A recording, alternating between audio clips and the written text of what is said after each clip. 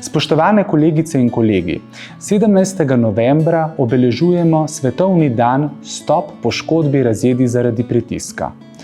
Razvoj poškodbe zaradi pritiska predstavlja zdravstveno, fizično, fiziološko, psihično, socialno breme tako za posameznika kot tudi za družino. Pomembno zmanjša kakovost življenja bolnika in pa vpliva na dobro počutje. Poškodbe zaradi pritiska pa predstavljajo tudi finančno breme za zdravstveni sistem in družbo, saj je potrebno alocirati veliko sredstev za njihovo oskrbo, tako kadrovskih kot tudi materialnih. Znano je, da je pomemben delež poškodb zaradi pritiska moč preprečiti in ravno medicinske sestre in zdravstveniki imamo ključno vlogo pri tem.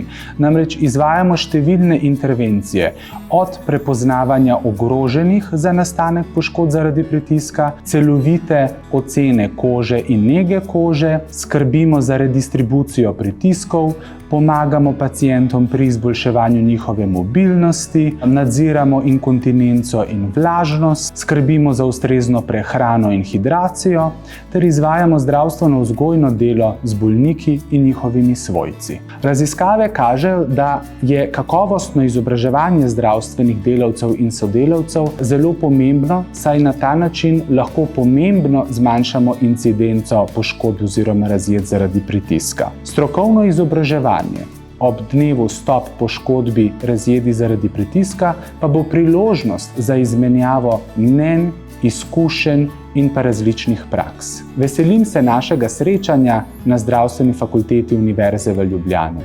Ob tej priložnosti bi se zahvalil tudi organizatorju Zalokar in Zalokar za odlično organizacijo našega srečanja.